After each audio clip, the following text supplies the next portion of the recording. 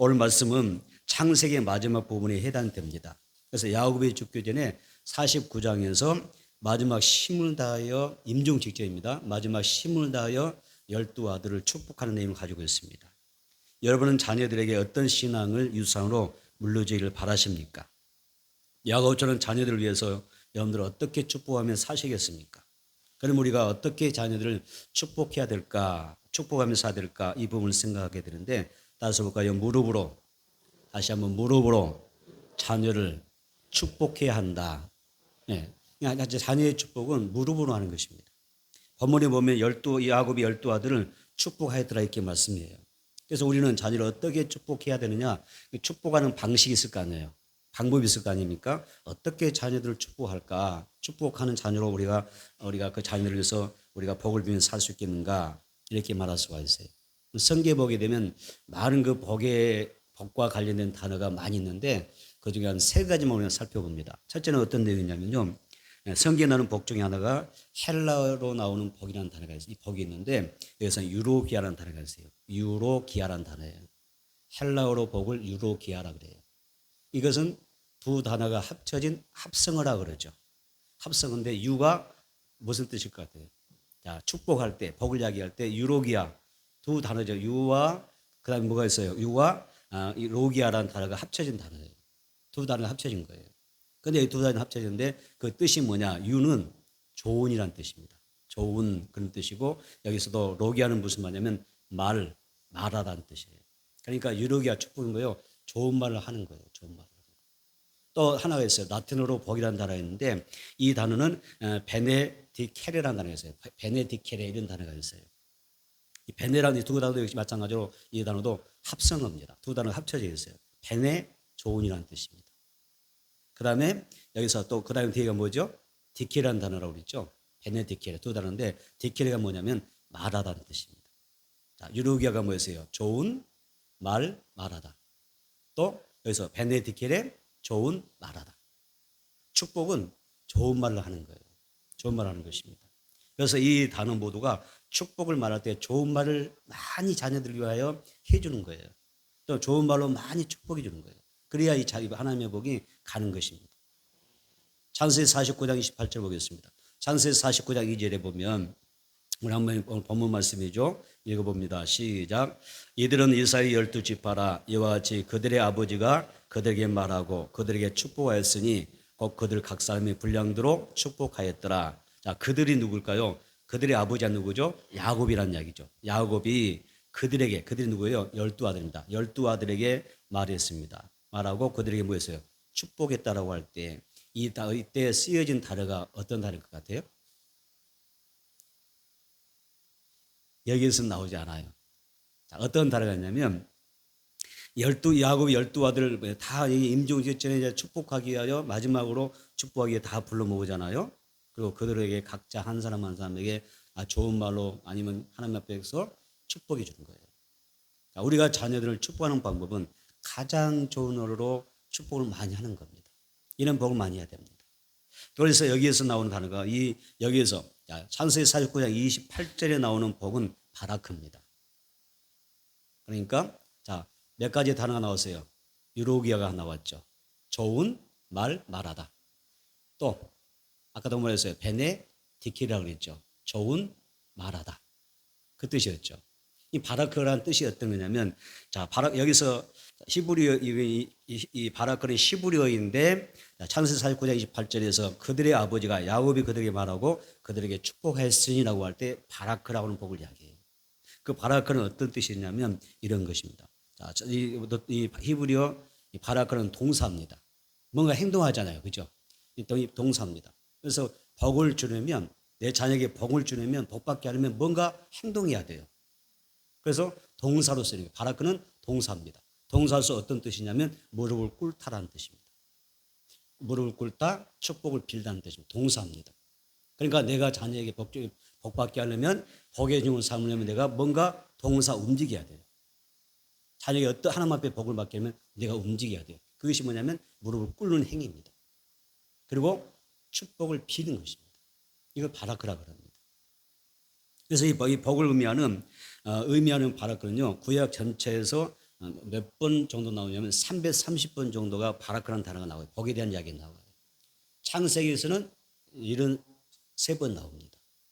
그리고 시편에서는 68번이 나옵니다. 그래서 총 합해서 330번이라고 하는 그 복을 이야기할 때 그 복은 다 무릎을 꿇음으로 받는 복입니다. 이해되시죠? 무릎을 꿇음으로 받는 축복입니다. 그래서 바라크는 무릎을 꿇고 축복을 필므로 받는 복을 이야기합니다. 다시 말해서 주님 앞에 내가 무릎 꿇는 행동에서 복이 시작된다는 것입니다. 내 자녀를 어떻게 축복하느냐라고 할 때 내가 그 자녀를 위하여 무릎을 꿇는 행동에서부터 복이 임한다는 뜻입니다. 야곱이 임종 직전에 12아들을 축복할 때 취한 복이 바라크였습니다. 그래서 야곱이 임종 직전에 다 자녀 12아들을 불러드리잖아요. 그들의 말을 하고 그들을 축복할 때 어떻게 축복해요? 아들들과 아버지가 다 함께 무릎을 꿇고 안수하며 축복하는 것입니다. 이걸 바라크라고 합니다. 어떻게 보면은 아버지가 이 아들들을 축복하는 그 자리지만은 가장 큰 복을 받은 사람은 아들들이 아니라 야곱 자신이죠.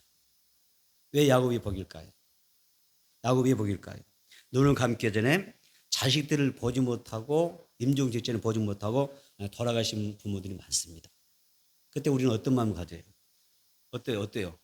내가 살아생전에 호흡이 끊기기 전에 부모님 뵈야 되는데 뵙지 못했을 때 찾아갔는데 이미 돌아가셔 버렸어요. 그럴 때 굉장히 우리가 슬프고 상심도 그렇잖아요. 오늘 꼭 봤어야 되는데 생전에 뵀어야 되는데 내가 와서 보니까 부모님이 돌아가셔 버렸어요. 굉장히 아쉬움이 남지 않습니까? 그런데 야곱은 어때요? 아들 12아들과 다 함께 만나서 그들과 대화를 하고요. 그리고 그들을 축복하면서 그 생을 마감해요. 그러니까 야곱이 하나님께 복받았다는 것입니다. 더구나 임종 직전의 자리에 요셉이 함께하고 있습니다. 요셉은 형들에서 팔려갔던 사람이잖아요. 팔려가서 야곱은 생각했어요. 내 이 요셉이 죽었다고 생각했어요. 죽은 아들이다. 그래서 아들이 죽었다고 하면서 생각하고 늘 짐승에게 찢겨서 그게 잡아먹겠다 생각했기 때문에 늘 마음의 근심과 슬픔을 가지고 살았어요. 그런데 죽었던 아들이 멀쩡하게 살아있고 애굽의 총리가 되는 거예요. 자, 이런 상황. 죽었다가 살아온 이 아들이 자신의 임종을 지켜주는데 얼마나 감사하겠어요. 얼마나 마음이 감사하겠어요. 저 바랄 것이 없죠. 그래서 야곱과 12아들은 무릎을 꿇고 바라크하면서 행동, 동사라고 그랬죠. 축복하면, 축복하려면 받으려면 어떻게 돼요? 뭔가 행동이, 믿음의 행위가 있는 거예요. 동사가 있는 것입니다. 그래서 무릎 꿇고 그들이 서로를 끌어안고 머리를 조아리면서 앞에 복을 주고받는 행위를 하는 것입니다. 그거 바라크하겠다는 것입니다. 여러분은 내 사랑하는 자녀를 위하여 무엇을 하시겠습니까? 뭐 해야 돼요? 나서 얘기합시다. 내 자녀를 축복하라. 어떻게 축복하실래요? 뭘로 축복해요? 이것만 가지고 뭘로 축복하실 거예요? 하나님 앞에 먼저 무릎을 꿇으셔야 돼요. 무릎을 꿇음으로 축복하는 거예요. 그리고 자녀를 그렇게 축복하는 거예요. 우리가 예수 믿는 사람들이 믿음의 부모가 자녀를 양육하면서 축복하면서 이걸 몰라요. 이걸 잘 몰라요. 그냥 되겠지. 믿으면 되겠지. 하나님 내 자녀를 잘 되게 할 줄 믿습니다. 막 이렇게만 선포만 하지 구체적인 동사가 없어요. 믿지만 고백은 하지만 행동하는 믿음의 행위에 동사가 없어요. 무릎을 꿇어서 축복하는 건데 축복은 무릎 꿇고 하는 것인데 아멘. 자, 이런 상황이란 말이에요. 그래서 하나님 앞에 우리가 무릎으로 기도하고 무릎으로 축복을 빌어주는 축복하는 야곱 같은 부모가 여러분 모두가 되기를 주님으로 축복합니다. 하나님 앞에 무릎 꿇고 그리고 나서 가장 좋은 으로 자녀를 마음껏 축복해 주세요. 그럼 따서 합시다. 믿져야 번전이다. 아니 믿져야 번전인데 왜 그걸 안 하세요? 믿지면 번전이고 잘 되면 더 잘 되게 하실 텐데. 무릎 꿇고 자녀 마음껏 축복해 주는 거예요. 그럼 여러분들이 하나님 앞에 이런 무릎 꿇고 하나님 앞에 좋은 언어로 내 자녀를 축복하면 그때 자녀들이 앞이 열리는 것이고 하늘에 신리한 복이 임하는 것이고 땅에 깊은 샘물이 터져서 그들의 삶의 목마름을 다 해소해 주시는 해갈게 하시는 인생의 복을 받게 될 줄 믿습니다. 그래서 이제부터라도 내 자녀들에게 어떤 믿음의 언어로 내가 어떤 복의 언어로 마음껏 좋은 말로 축복해 줄지를 고민 많이 보세요. 나는 내 자녀를 어떻게 축복해 줄까? 어떤 말로 좋은 말로 많이 축복해 줄까 고민하셔야 돼요. 그냥 생각나는 대로 내뱉지 마시고 어떻게 하면 내가 마음껏 내 자녀들을 축복해 줄 것인가 이런 점들을 생각하면 살아가는 것이 중요합니다. 바라크 무릎으로 축복하는 것입니다. 여러분들이 무릎으로 자녀들을 위해서 축복하고 가장 좋은 언어와 믿음으로 여러분들이 우리가 고백하면서 그 자녀를 축복하게 되면 내 자녀가 앞으로 100배, 60배, 30배 성경의 이름과 같이 1000배나 잘 되는 그런 귀한 복이 임할 줄은 믿습니다. 따라서 전부 다 복은 무릎으로 자녀를 축복하는 것이다. 우리 무릎을 꿇는 거예요. 자, 여러분 무릎을 꿇는 거라고 하는 중요하죠? 가끔 우리가 예전에는 그런 기도에 대해서 설명할 때 야곱의 낙타의 무릎 이야기 들어보셨죠? 낙타의 무릎. 낙타가 시기할 때 낙타에게 뭐 하게 하죠? 무릎을 꿇게 하잖아요. 시기하려면 무릎을 꿇게 해줘요. 낙타가 쉬기 위하여 무릎 꿇었을 때 그것을 바라크라 그래요. 그래서 이 낙타의 무릎으로 기도하라. 낙타의 무릎으로 기도하는 그런 삶에 대해서 이야기를 많이 강조하죠. 바라크가 무슨 뜻이 낙타가 무릎 꿇다. 그래서 여기에서 낙타의 무릎이라는 이야기가 기도에 표현되기도 합니다. 여러분 야곱처럼 자녀들을 위해서 무릎을 많이 꿇을 수 있는 부모가 되기를 축복합니다. 그러면 자녀들이 잘 될 것입니다. 두 번째는 야곱은 12아들의 이름을 불러가면서 축복합니다. 12아들의 이름을 불러가면서 축복합니다. 야곱의 축복 내용을 보게 되면 이것도 과연 축복에 속할까라는 그 부분도 들 때가 있어요. 의문도 들 때가 있어요. 창세기 우리가 49장은 야곱이 12아들을 불러놓고 한 사람 한 사람 이름을 불러가면서 축복하는 내용이거든요. 근데 이거 축복인데 축복의 그 말이라고 하는데 우리가 가면 보면 이게 과연 이 언어가 이 내용이 진정한 그 축복에 속할 수 있을까? 의문사항이 들 때가 있어요. 왜냐하면 굉장히 듣기가 거북스러운 말도 많이 있어요. 또 책망하는 말도 많이 있어요. 그리고 잘못된 삶에 대하여 지적하는 말도 있어요. 이것도 축복에 속할까? 야곱이 아들들에게 축복할 때 마지막 축복할 때 다 듣기 좋은 말만 한 거 아니거든요. 가슴 아프고 그냥 부담스러운 언어도 많이 있었어요. 중요한 사실은 자 여기에서 이렇게 표현합니다. 각 사람의 분량대로 축복했다고 이야기합니다. 각 사람의 분량대로 축복했다. 따라서 야곱이 말한 책망도 복이고 격려도 축복이고 그리고 마음껏 빌어주는 좋은 언어도 하나님 앞에서는 복의 내용이었던 것입니다. 야곱은 누구보다 자기 아들들 너무나 잘 알아요. 그래서 아들의 이름을 하나하나 부릅니다. 그 자녀의 이름을 하나하나 불러가면서 그를 위해서 그 분량에 따라 축복해 줍니다. 여러분 자녀들의 신앙을 잘 진단하기를 축복합니다. 알아야 축복할 수가 있어요. 자녀들의 영적인 상태, 그 자녀의 모든 삶이나 그 마음이나 그 살아가는 그 모든 방식들을 여러분들이 종합적으로 살피면서 하나님 앞에 지혜를 구하고 또 살펴서 어떻게 돼요? 그 분량에 따라 축복하여 그 분량을 어떻게 해줘야 돼요? 업그레이드 시켜줘야 돼요. 할렐루야. 그런 축복이 필요합니다. 그래서 자 여기 보니까 자식들을 이름을 부르면서 축복해 줬는데 자 우리가 이런 이야기 있잖아요. 때로는 다 잘 될 거야. 너 걱정하지 마라. 다 잘 될 거야. 이것이 굉장히 좋은 덕담 같지만 축복이 아니라 저주가 될 수가 있습니다. 잘 분별해야 됩니다. 분량을 따라서 그리고 영적으로 그걸 깨우쳐 줄 수 있는 그런 덕담이 필요한 것이죠. 아주 잘못 사는데 아주 삐뚤어져 사는데 너 다 잘 될 거야. 하나님 앞에 정말 하나님 앞에 벌 받을 수밖에 없는 그런 삶을 사는데 너 다 잘 될 거야. 걱정하지 마. 잘 풀릴 거야. 이렇게 이야기하고 있으면 그게 여러분 축복입니까? 아니잖아요. 그게 덕담이 여러분 축복이 아닐 수가 있습니다. 반대로 너 인생 그렇게 살면 안 돼. 책망이잖아요. 그죠? 분명히 책망이고 꾸짖는 이야기인데 우리가 그것이 그 자녀에게는 그가 깨달을 수만 있다면 하나님 앞에 깨달을 수 있는 은혜가 임할 수 있다면 그것은 뭐 축복입니다. 복이라고 하는 것을 잘 생각하셔야 됩니다. 그래서 우리가 살다 보면 신앙생활 하다 보면 독설 같은 그런 위로도 받을 때가 있어요. 예를 들어서 내가 지금 굉장히 어려움을 당했어요. 불같은 신을 만나고 있어요.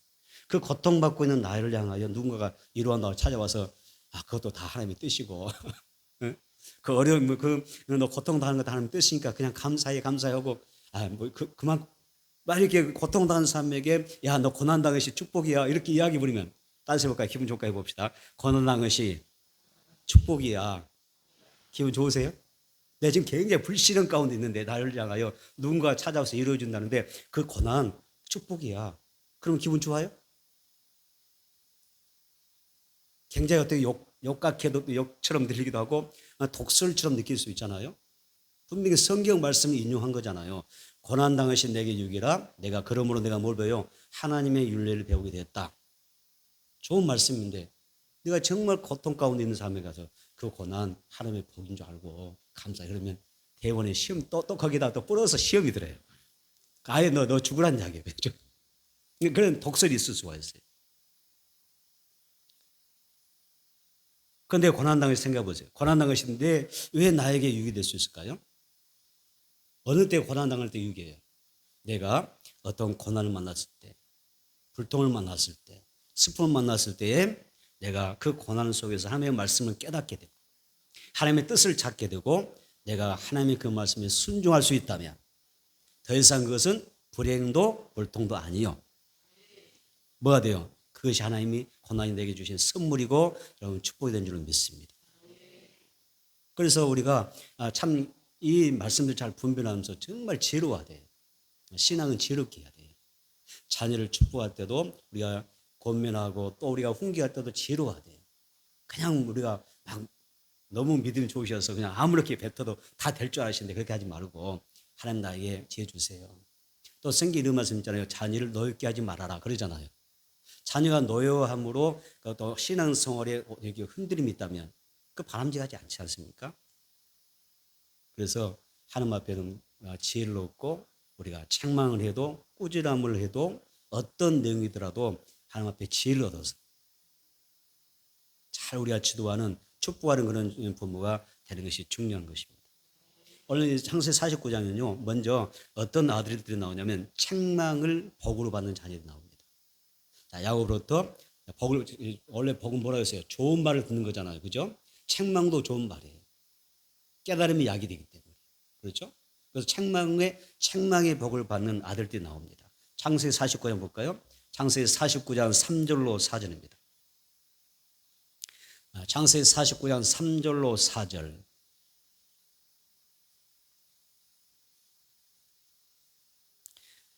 창세기 49장 3절로 4절 시작. 루벤아 너는 내 장자요 내 능력이요 내 기력의 시작이라. 이풍이 올뚱하고 권능이 탁월하다마는 물의 끓음 같았은즉 너는 탁월하지 못하느니 내가 아버지의 침상에 올라 더럽혔음이로다. 그가 내 침상에 올라섰도다. 여러분, 자 루벤 밑줄을 그렇고, 자 루벤아 밑줄을 그렇고요. 그 다음에 3절 끝부분에 이풍이 올뚱하고 권능이 탁월하다 이렇게 써 나오세요. 물의 끓음 같았어요. 정말 활력 있고 힘 있고죠. 그런 아주 루벤은 야곱의 장자입니다. 장자였잖아요. 야곱이 이 책망의 언어로 복을 주는데 장자 루벤이 말하죠. 너는 이풍이 올뚱하고 권능이 탁월했다 이렇게 평가합니다. 다시 말하면 너는 얼마든지 나의 장자로서 하나님의 복을 가장 많이 받을 수 있는 그런 위치에 있었다라고 이야기합니다. 하지만 루벤은 정욕이지 못하여 아버지의 저 비라와 어떻게 됐어요? 가늠죄를 지었습니다. 결국 루벤은 여기에서 한 장자권을 놓칩니다. 하나님의 축복권, 상속권을 놓치게 됩니다. 여기서 이 책망이 왜 복이냐면 루벤이 내가 이런 어떤 육신의 종류로 말미암아 내가 이런 죄로 인하여 장자권을 상실했다고 할 때에 뭔가 그에게 복이 있는 소망이 있다면, 복을 받을 수 있는 소망이 있다면 깨달음의 은혜가 필요한 거죠.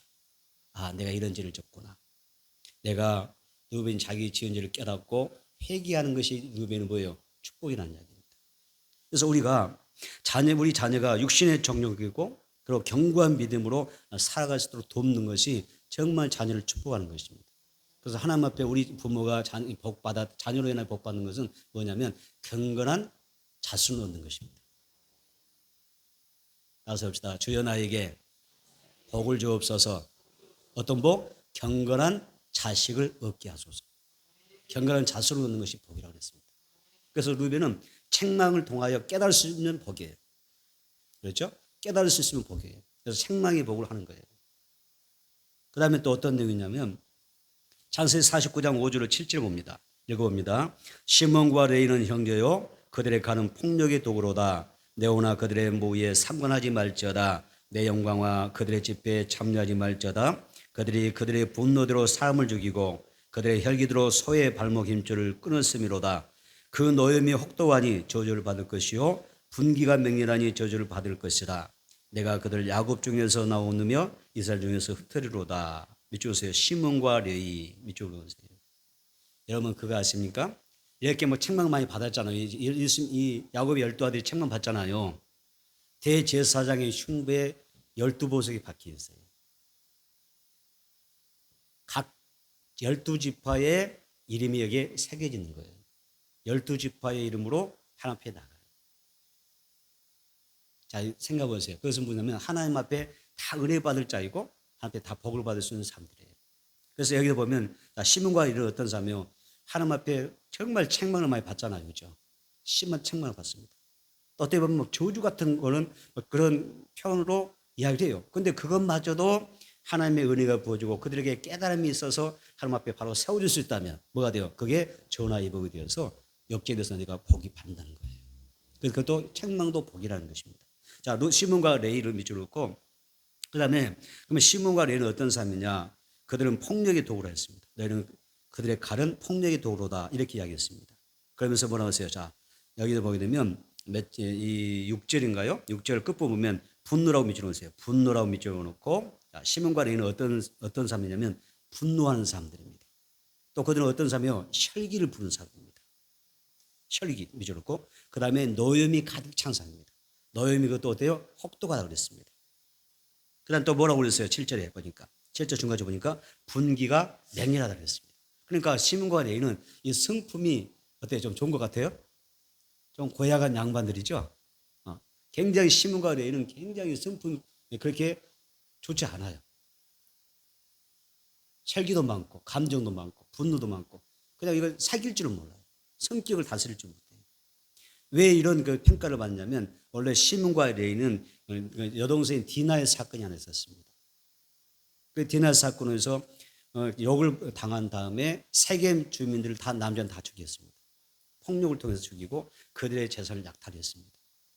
이 사건 때문에 이 시몬과 레위의 후손들이 복을 받지 못했습니다. 제대로 복단 복을 받지 못했습니다. 시몬 지파가 어떤 결과가 가졌나요? 가나안 땅을 정복한 그 전쟁을 치르면서 그들은 뭘 차지하지 못하냐? 가나안 땅을 정복할 때 12지파에게 뭐가 분배돼요? 땅이 분배되어 있잖아요. 그죠? 땅을 분배할 때 땅을 제대로 분배하지 못합니다. 시몬 지파는 아주 소수, 가장 정말 겨우 몇 개의 성읍만 하나님이 그들에게 주십니다. 땅은 몇 개밖에 못 받았습니다. 또 레위 지파는 어때요? 아예 이 레위 지파는요.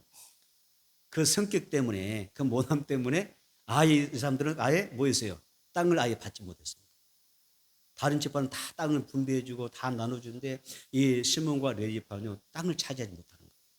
그런데 이 레위 지파가 정말 다행스러운 게 하나 있습니다. 그들은 뭐냐면 레위 자손은 이스라엘 백성이 금송아지를 만들어서 우상 섬길 때에 그들은 그 우상 앞에 무릎 꿇지 않습니다.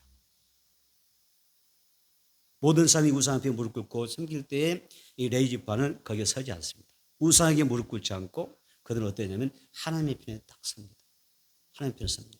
그래서 무엇을 도와서 하나님의 편에 서서 하나님이 아닌 하나님이 싫어하는 그 우상 섬겼던 이 우상 숭배를 다 모두 처단합니다.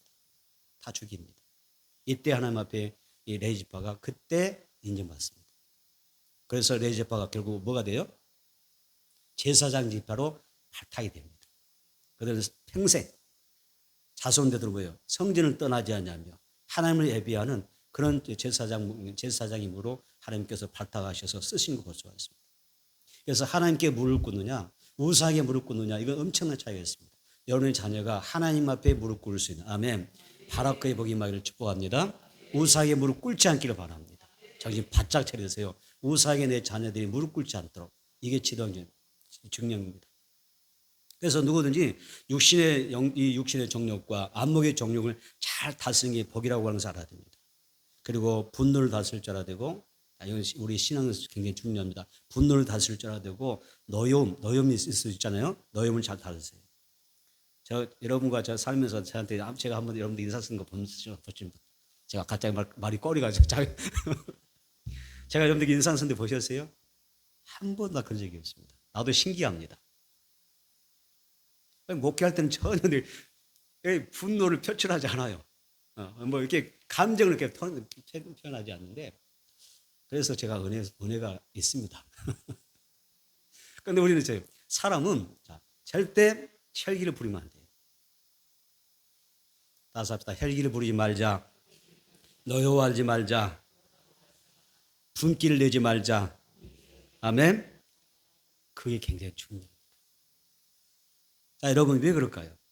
예수님이 그 복을 이야기할 때 온유한 자가 땅을 차지한다고 그랬죠.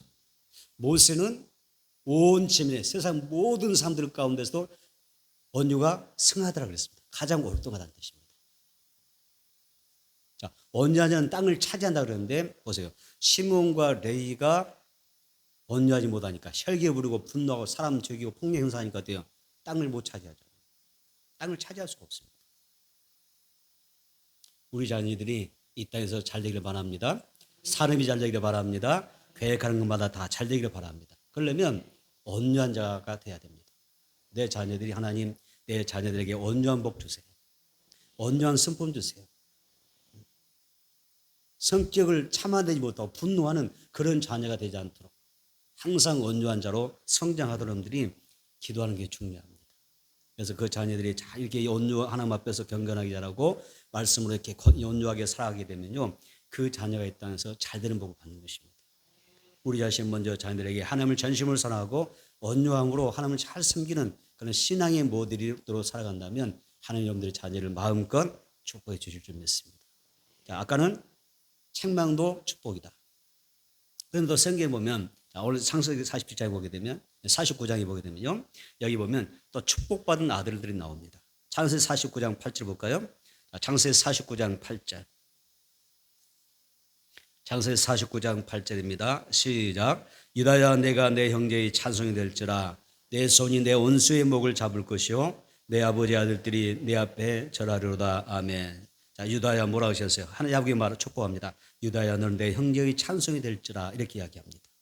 유다는 사자와 같은 존재라고 그랬습니다. 사자는 맹수의 왕이지 않습니까? 그래서 어떤 위엄, 힘을 가진 자, 그 영적 싸움에서 이긴다고 할 때 그렇게 표현하는 것입니다. 그래서 우리의 자녀들도 유다처럼 뭐 해야 돼요? 하나님 앞에서 말씀과 성령 능력으로 잘 무장되어서 원수와 싸우게 해야 되고요, 또 세상과 싸우게 해야 되고, 세상에는 너무 불신앙이 팽배해 있기 때문에 우리가 신앙의 삶을 살려고 할 때 어려움이 많아요. 불신앙과 잘 싸우고야 믿음으로 승리할 수 있지 않습니까? 그래서 유다처럼 싸우면서 이기는, 영적 싸움에서 이길 수 있는 그런 자녀가 되기를 축복합니다. 창세기 49장 10절 보겠습니다. 창세기 49장 10절 읽어봅니다. 시작. 규가 유다를 떠나지 아니하며 통치자의 지팡이가 그 발사에 의해서 떠나지 아니하기를 실로가 오기 시기까지 이르느니 그에게 모든 백성이 복종하리로다. 아멘. 그래서 규를 밑줄 그었고, 규가 뭐죠? 규를 셉트라고 합니다. 셉트라고 하는 단어인데, 이 단어는 옛날 왕들의 그 그림을 보게 되면 왕자에 앉아 있고 손에 뭐가 들고 있어요? 지팡이 들이잖아요. 작은 지팡이 있잖아요. 그걸 규라고 그럽니다. 셉트라고 그러죠. 이것은 굉장히 규라고 하는 그 용어는 동양에서 사용되는 언어입니다. 규라고 하는 걸 썼습니다. 그런데 하나님께서 뭐라고 하셨어요? 유다에게 하나님께서 마음껏 축복해 주시는데 그 유다 지파가 어떻게 돼요? 왕의 규가 떠나지 아니할 것이다. 이렇게 축복해 줍니다. 유다의 지파에서 왕이 나오는 것입니다. 유다에서 왕이 지파답니다. 그래서 나중에 어때요? 하나님이 유다를 이렇게 축복하는데 나중에는 만왕의 왕 예수님이 유다의 지파로, 왕 되신 예수님이 이 땅에 오셔서 우리를 다스리시는 것입니다. 그래서 규가 떠나지 않는다 이렇게 이야기합니다. 유다가 그 경제한 앞에 이런 엄청난 복을 받았어요. 창세기 49장 11절 12절 시작. 그의 나귀를 포도나무에 매며 그의 암나귀 새끼를 아름다운 포도나무에 맬 것이며 또 그것을 포도주에 빨며 그의 복장을 포도즙에 빨리로다. 그의 눈은 포도주로 하여 붓겠고 그의 이는 우유로 말미암아 희르로다. 밑줄을 놓으세요. 포도나무 밑줄을 놓으세요. 11절 포도나무 중간 끝부분에 그 다음에 뭐예요? 포도주에 밑줄을 놓고 그 다음에 12절 우유라고 밑줄을 놓으세요.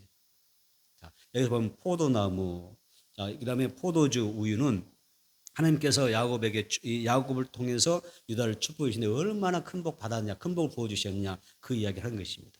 11절 포도나무나 그다음에 포도주나 우유는 12절의 우유는 어떤 의미냐면 물질적인 풍요의 약속입니다. 이 물질적인 풍요를 이야기하는 것입니다. 그리고 그들이 얼마나 풍요를 누리냐면 포도주가 귀하잖아요. 포도나무가 귀하고 포도주가 귀할 텐데 이것으로 너무 흔하게 되니까 너무 큰 복 받다니까 이것에 옷을 빨 정도로 그들의 복을 받았다. 그렇게 표현하는 것입니다. 그래서 유다 지파가 정말 하나님의 뜻대로 살아가는 가운데 영적인 복을 받았고 물질적인 큰 복을 받아서 누리게 될 것을 그렇게 이 어느 단어를 통해서 상징적으로 표현해 주는 거예요. 그래서 야곱은 이 아들들에게 어떻게 됐어요? 책망했습니다. 책망 많이 했죠. 책망도 했습니다. 복도 이야기 선포했고요. 그 다음에 격려도 합니다. 근데 이게 다 뭐예요? 복입니다. 복입니다. 창세기 기자는 이 내용에 대해서 결론적으로 뭐라고 하냐면 각 사람의 분량대로 축복했다고 이야기합니다. 하나님은 각 사람의 복 받을 만한 그릇만큼 복을 주시는 거예요. 분량이 중요합니다. 그리고 행한 만큼 하나님이 복을 주시는 것입니다. 그렇기 때문에 내 자녀가 어떻게 해야 돼요? 복을 받을 수 있도록 그 그릇을 어떻게 크게 분량을 키워주는 게 중요한 것입니다. 여러분 우리가 이 분량을 이야기할 때 몇 가지를 생각해 볼 수가 있습니다. 자녀들이 정말 내 자녀들은 하나님을 향한 그 사랑의 분량이 있는가 생각해 보세요. 자녀들에게 물어보세요. 너는 하나님을 얼마만큼 사랑하냐 물어보세요. 그게 분량입니다. 분량. 어떻게 하면 내 자녀가 하나님을 정말 더 많이 사랑할 수 있느냐 이 부분에서 도울 수 있어야 됩니다. 이게 부모 역할입니다. 성경이 이렇게 표현하죠. 하나님은 내가 사랑받은 것만큼 하나님 어떻게 우리를 배나 더 큰 사랑으로 갚아주신 분입니다. 사랑의 분량이 있어야 됩니다. 내 사랑은 손톱만큼인데 하나님 내게 사랑을 이렇게 해주세요 보면 되겠어요 안 되겠어요? 너무 차이 나잖아요. 어느 정도 적당히 하나님께서 들어주시지. 너무 많이 차이나잖아요. 분량이 너무 차이 나잖아요. 그래서 이것밖에 안 돼. 하나님 넘치게 막 어떻게 어떻게 그래서 담아주시라면 되겠어 안 되세요? 어차피 저도 받지 못하다 쏟아버리지. 담을 수도 없어요. 사랑의 분량만큼 복 주셔요. 여러분 세마낭송 있잖아요. 세마낭송이 하나님을 사랑하라고 하는 게 주시지 않습니까? 자녀를 하나님께서 뭐라고 가르치라고 그래요? 하나님을 사랑하라 가르치잖아요. 어떻게 가르치냐? 집에서든지 길에서든지 잠을 자든지 어느 곳에 있든지 너는 뭐라고 그러죠? 하나님을 사랑하라고 가르치라고 하는 게 여러분 세마 말씀이잖아요. 내 자녀의 여러분 어때요? 사랑의 분량은 어느 정도 된 것 같아요? 그 분량을 한번 생각해 보세요. 그리고 내 자녀들에게 있어서 내 자녀 다 믿음 생활하는 자녀도 있을 거 아니에요. 그 자녀들이 정말 믿음의 분량을 어떻게 가지고 있나 한번 생각해 보세요. 믿음의 분량이 있어요? 왜 믿음의 분량이 중요합니까? 성경이 이렇게 이야기합니다. 너의 믿음대로 될지어다 말씀하기 때문입니다. 믿음이 크면 복을 많이 받게 되어 있습니다. 따라서 봅시다. 내 믿음대로 될지어다. 내 분량이 작으면 복을 못 받아요. 분량만큼 받아요. 하나님이 마음껏 얼마든지 다 쏟아주고 싶지만은 내 그릇이 거기에 채울 수가 없는데요. 내가 스스로 담지를 못하는데. 또 하나 오늘 어린이 주일인데 내 자녀에게 말씀 교육을 얼마나 잘 시키고 계세요? 잘 시키고 있습니까? 왜 우리가 하나님의 말씀의 그 분량을 키워줘야 될까요? 따습니다. 말씀을 보내사 이루어주시기 때문이다. 말씀의 분량이 있어 하나님이 그 말씀을 통하여 내 자녀들의 삶 가운데 개입하시고 축복하시게 되는 것입니다. 성경은 하나님의 말씀을 보내사 이렇게 말씀하십니다. 말씀 보내시는데 어떤 그 말씀 보내실 때 이런 표현이 있습니다. 말씀 보내사 그 말씀이 이루어지기까지 그 말씀이 돌아오지 않는다고 했습니다. 강단사님의 말씀은 선포됐습니다. 복의 말씀은 선포됐습니다. 하나님 말씀을 보내셨습니다. 그 말씀 선포되면 여러분의 삶 가운데 이루어지기까지 돌아오지 않습니다. 이것이 성취되려면 우리가 은혜 누리면 어떻게 해야 돼요? 그 말씀이 이루어지도록 사는 것입니다. 말씀의 분량을 키워야 됩니다.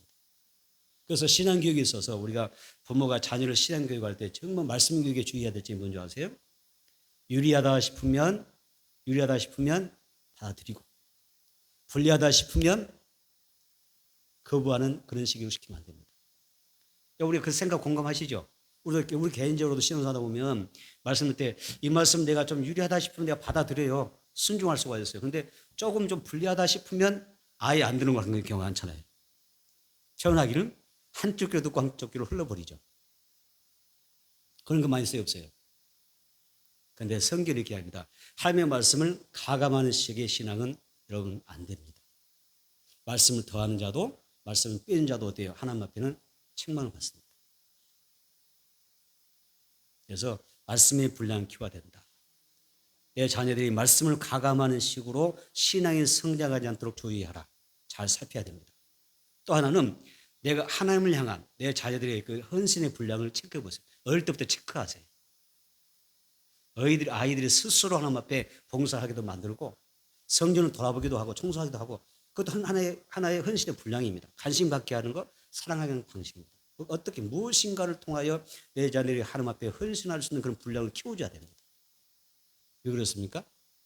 하나님은 뿌린 대로 거두게 하시고 심은 대로 거두게 하시고 심지 않은 데서 거둔다고 하는 그런 착각과 행하지 않고도 거둘 수 있다고 하는 그 착각 하나님을 만으로 여기지 말라 하셨거든요. 심고 거두는 법칙이지 않습니까? 하나님은 우리가 뿌린 대로 심은 대로 거두게 하신 분입니다. 그래서 내 자녀의 신앙을 영적인 상태를 잘 살펴보고 하나님을 잘 섬길 수 있는 그런 자녀로 양육하는 것이 중요합니다. 자녀들이 하나님 앞에 복을 받을 수 있도록 그 그릇의 분량을 날마다 키워나가는 아멘 키워주는 그런 신앙교육으로 여러분의 역할을 잘 해내기를 주님으로 축복합니다. 세 번째 태의 열매요. 상급인 자녀들의 신앙의 현주소는 어디일까? 여러분의 자녀들의 신앙의 현주소가 어디죠? 현주소가 어디세요? 멀리 있는 자녀도 신앙의 현주는 어디에 있을까요? 오늘 주일인데 예배를 드리고 있을까요? 아니면 또 놀러 가는 거 아니에요? 내 자녀들의 신앙의 현주소는 어디일까요? 창세기 49장 22절 보겠습니다. 창세기 49장 22절. 창세기 49장 22절 읽어보겠습니다. 시작. 요셉은 무성한 가지 곧 샘 곁에 무성한 가지라 그 가지가 담을 넘었도다. 아멘. 밑줄 보세요. 요셉. 자, 요셉이라는 사람이 나옵니다. 요셉은요 정말 이 야곱의 12아들 중에 가장 많은 복 받은 사람이에요. 배나 복을 받았어요. 2배 받은 사람입니다. 자, 요셉이 줄고 요셉을 어떻게 평가하세요? 뭐라고 그러죠? 밑줄. 샘 곁에 무성한 가지라고 그랬습니다. 요셉의 신앙의 현주소가 어디예요? 샘 곁입니다. 메마른 땅에 뿌리를 내리고 살아가는 나무는 정말 고단하고 그 삶이 버거운 것입니다. 괴로운 것입니다. 그러나 샘 곁에 뿌리를 내리는 나무는 어때요? 살아가면서 언제나 풍요롭고 아멘 풍성한 하나님의 축복이 있는 것입니다. 이것이 우리의 삶입니다. 넘치는 샘 곁에서 살아간다고 하는 게 얼마나 큰 축복입니까? 요셉은 샘 곁에 무성한 가지로 살기 때문에 복을 받은 것입니다. 그래서 너무 복을 받아서 무성한 가지로 꽂혔다. 무성한 가지 뭐예요? 결국은 열매가 어때요? 많이 맺히는 것입니다. 여러분 한 나무의 줄기에 가지가 한두 개 가지고 열매나 맺힐까요? 가지가 많아야 많은 열매 맺는 것처럼 무성한 가지로 샀다고 그랬습니다. 그래서 무성한 가지에서 어떻게 해요? 또 담을 넘었다고 그랬습니다. 담을 넘었다. 하나님께 복을 받아서 샘 곁에 살았던 요셉은 어때요? 인생이 풀렸고요. 아멘. 형통할 수가 있었고요. 많은 사람에게 이익을 줄 수 있는 그런 무성한 가지가 되어 쓰임 받았던 것입니다. 오늘 샘 곁이 중요합니다. 요한복음 7장 보겠습니다. 요한복음 7장 37절. 요한복음 7장 37절.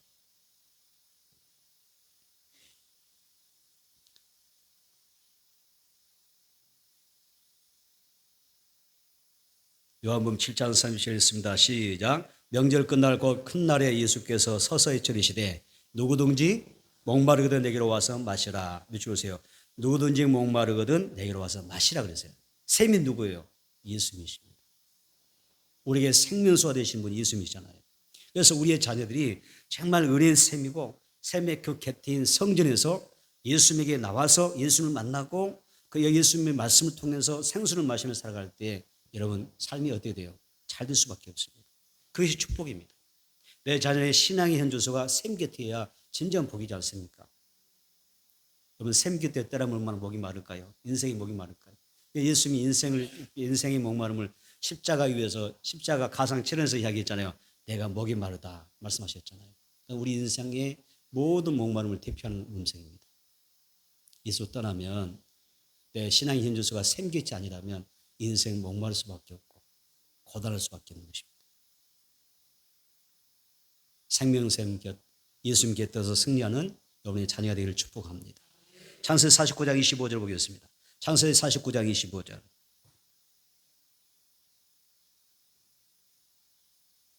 창세기 49장 25절 읽겠습니다. 내 아버지의 하나님께로 말미암나니 그가 너를 도우실 것이요 전능자로 말미암나니 그가 내게 복을 주실 것이라. 이로 하늘의 복과 아래로 깊은 샘의 복과 젖먹이는 복과 태의 복이로다. 아멘. 자, 여기서 보니까 그가 너를 도우실 것이다. 그가 너를 도우신다. 아멘. 하나님 도우실 줄 믿습니다. 내 자녀도 도와줄 줄 믿습니다. 그가 너를 도우실 것이다. 그분은 전능자이십니다. 능치 못할 것입니다. 그런데 그분이 어떻게 주세요? 그가 내게 복을 주실 것이다 말씀했습니다. 미치겠습니다. 그가 내게 복을 주실 것이라. 이로는 하늘의 복과 아래로는 샘의 깊은 샘의 복을 주시고 젖먹이는 자의 복과 태의 복이로다. 자녀 자식의 복을 이야기하는 것입니다. 하나님이 여러분의 자녀를 도우셔야 됩니다. 그러면 자녀들이 성전에서 자라야 됩니다. 샘 곁에서 영혼의 양식을 받았고 생명수를 받아 먹어야 됩니다. 성전을 출입할 때 복 받는 것입니다. 성경 성전 출입의 복을 이야기합니다. 그래서 하나님께서 복 주시면 하늘의 복을 받게 되고 깊은 샘의 복, 물의 복을 받게 되고요. 젖먹이는 복과 태의 복을 받는다. 자손만에 잘 되는 것입니다. 하나님이 여러분의 삶을 열어주시고 다 잘되게 하실 줄 믿습니다. 그럼 우리 어때요? 복 받고 우리 어때요? 하나님을 영화롭게 하며 살면 되는 것입니다. 창세기 49장입니다. 창세기 49장 23절로 24절 보겠습니다. 창세기 49장 23절 24절 읽어봅니다. 시작. 활 쏘는 자가 그를 확대하며 적개심을 가지고 그를 쏘았으나 요셉의 활은 도리어 굳세며 그의 팔은 힘이 있으니 이는 야곱의 젖는 자 이스라엘의 반석인 목자의 손을 힘입음이라. 밑줄 활 쏘는 자가 누굽니까? 요셉의 배다른 또 다른 형제들 이야기합니다. 그 형제들이 얼마나 요셉을 미워하고 확대했는지, 그리고 나중에는 오히려 팔아버렸잖아요. 그래서 그가 형제들의 미움과 그 학대를 통하여 적개심으로 오히려 팔렸어요. 거친 파도에 그냥 인생이 휩쓸려 간 것입니다. 그런데 그는 어떻게 해요? 하나님을 경외함으로 다시 오뚜기 신앙으로 일어섰잖아요. 그렇죠? 인생의 쓴나물을 먹었지만은 오히려 하나님을 의지함으로 그의 하나님께서 어떻게 전능자 하나님께서 그의 팔에 힘을 주셔서 다 모든 싸우면서 이겼다고 이야기합니다. 우리가 살아가는 세상도 만만한 세상은 결코 아닙니다. 왕과 밖에 근심 걱정이 많습니다. 염려도 많습니다. 가끔 우리에게 이렇게 날마다 이렇게 행복하면 좋을 텐데 어려운 문제가 얼마나 많습니까? 고민한 것도 많잖아요. 이런 세상에서 우리가 승리하려면 딱 한 가지입니다. 전능자 하나님의 손에 붙들리는 것이고 하나님 내 발에 힘을 주시는 것입니다. 그러면 요셉처럼 모든 것들을 이겨낼 수가 있고 이런 모두가 승리할 줄을 믿습니다. 다시 한번 주여 하나님의 손에 붙들려 살게 하소서. 승리할 줄 믿습니다. 힘줄 줄 믿습니다. 여러분 자녀도 마찬가지죠. 하나님의 손에 붙들려야 다 잘 될 줄 믿습니다. 창세기 49장 26절 볼까요? 창세기 49장 26절 보겠습니다. 읽겠습니다. 내 아버지의 축복이 내 선조의 축복보다 나아서 영원한 산이 한없음같이 이 축복이 요셉으로 돌아오며 그 형제 중 뛰어난 자의 정서로 돌아오리로다. 아멘. 밑줄 보세요. 내 아버지의 축복이 야곱의 축복이죠. 야곱의 축복이 너희들 조상 아브라함과 이삭과 또 그 위에 이때의 조상들의 축복보다 더 낫다. 그런 아버지와 아브라함과 또 이삭과 야곱과 이 등등의 그 43의 축복이 누구에게 들어와요? 누구에게 부어진다고 그래요? 요셉의 머리에 부어진대요. 하나님 그렇게 복 주기를 바란다 이렇게 이야기해요. 엄청나죠? 야곱이 하는 거예요. 나의 복보다 네가 더 뛰어나게 논한다. 우리 선조들의 복이 나보다 뛰어나게 논다. 그 모든 복을 다 합쳐서 너의 머리로 그냥 하나님이 쏟아주시기 바란다. 엄청나잖아요. 이야기만 그렇게 축복하세요, 여러분. 크게 입을 열어서 아멘. 입을 크게 열어서 자녀를 축복하세요. 마음껏 축복하세요. 내 자녀 축복하는데 누가 뭐라 합니까? 많이 축복해 주세요. 잘 되도록 축복해 주세요. 믿음으로 선포하며 축복해 주세요. 거기 보세요. 이 축복이 맺혔습니다. 이 축복이 조상으로부터 아버지의 야곱의 축복, 하나님이 받은 그 축복, 그 모든 축복보다 더한 것이 어때요? 이 축복이 밑줄 세요. 이 축복이 요셉의 머리로 돌아오며 그 형제 중 뛰어난 자의 요셉의 정수로 돌아오리로다. 축복 몽땅 받기를 축복합니다. 여러분의 자녀가 몽땅 복 받기를 축복합니다. 영혼이 잘 되기를 원합니다. 육체가 강건한 복도 받기를 바랍니다. 범사 잘 되기를 바랍니다. 이 땅에서 우리의 끓음같이 끊겨진 게 아니라 계속해서 잘 되고 뻗어나가는 그런 복 받았으면 좋겠습니다. 여러분도 하나님과 자녀를 이루는 복음의 다리가 되어야 되겠죠. 영적 제사장이 되어 자녀들을 복된 자로 이끌어주는 그런 좋은 믿음의 부모가 되기를 축복합니다. 결론 짓습니다. 여러분, 축복은 무릎으로 하는 것입니다. 다시 합니다. 축복은 무릎으로 하는 것이다. 오늘 이거 잊으면 안 돼요. 이 단어가 뭐였어요? 바라크. 무릎 꿇고 하는 거예요. 축복은 무릎으로 하는 거예요. 자녀를 하나님 축복해서라고 하는데 무릎을 꿇지 않아요. 이게 온당치 못해요. 정말 내 자녀를 하기만 하면 무릎을 꿇으셔야 돼요. 성경에서 무릎 꿇어야 돼요. 그렇죠? 무릎 꿇고 하는 때 축복해 줘야 돼요. 그래서 기도하는 자식은 망하지 않아요. 축복 뭐라고요? 무릎으로 축복하는 것입니다. 그래서 낙타 무릎에 성이 나오지 않습니까? 낙타 무릎이 되는 것입니다. 자녀는 무릎으로 축복하는 부모가 되어야 됩니다. 그리고 하나님 앞에 복을 줄 때 하나님의 어때요? 물론 책망경이 다 있겠지만 이왕이면 가장 좋은 오로로 마음껏 자녀들을 축복하는 부모가 되어야 됩니다.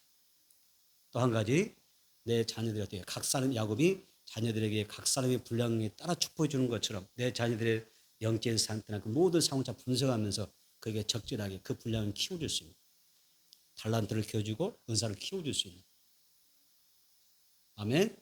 그런 분량에 따라 축복하는 그런 자세도 필요합니다. 잘 보고 마음껏 축복해 주시기 바랍니다.